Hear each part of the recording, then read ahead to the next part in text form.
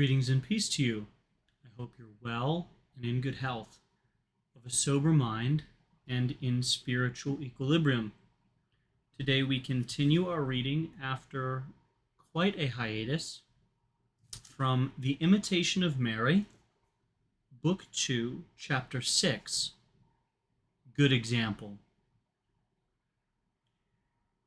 Mary also observed the law of purification, so that she might not scandalize her fellow Jews who did not know of her virginity. She observed it, moreover, in order to give Joseph and to those whom, like Joseph, God had revealed the mystery, an example of blind and generous obedience. If a precept does not bind you, yet your failure to obey might scandalize others, then obey it, even if obedience requires a sacrifice of you. Even if obeying means leaving aside the sweetness of contemplation, do not hesitate. You are leaving the Lord for the Lord's sake. Anyone who loves the Lord tries to win hearts to him. But there is no better way to this than to show others, by your good example, how much you love him yourself. Exhortations to virtue can make people value it, but when example is joined to word, it persuades them to practice that virtue. The example of the saints makes saints.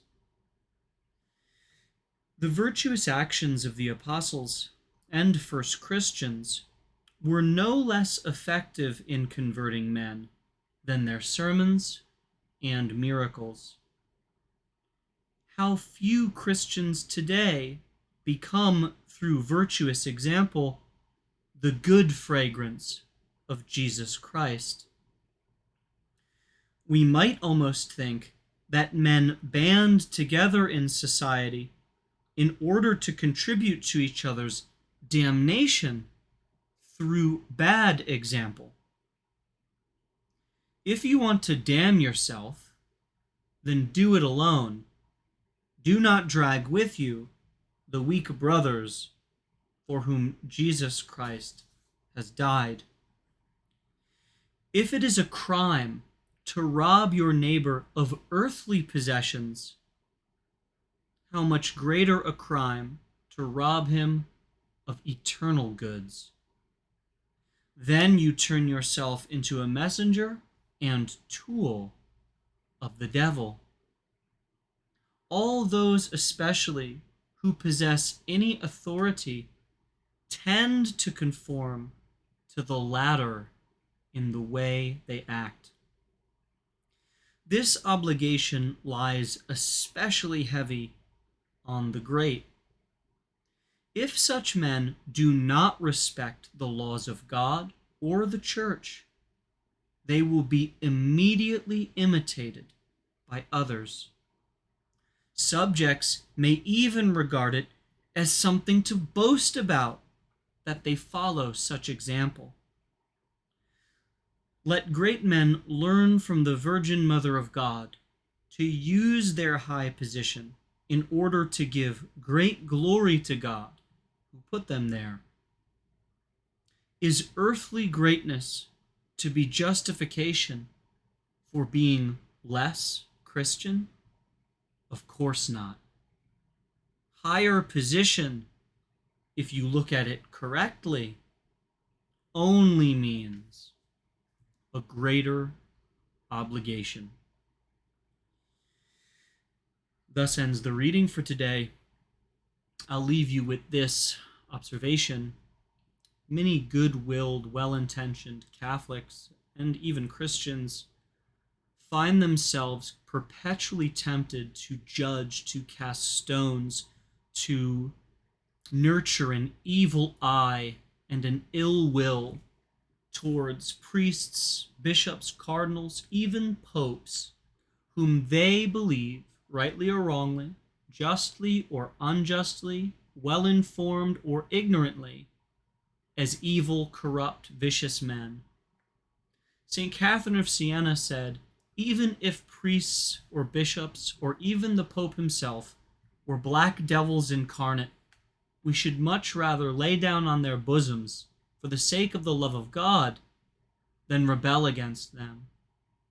So many today are tempted with an apparent righteous anger towards the many ills that have befallen the church and the crisis that we face in the culture and in the church, the confusion.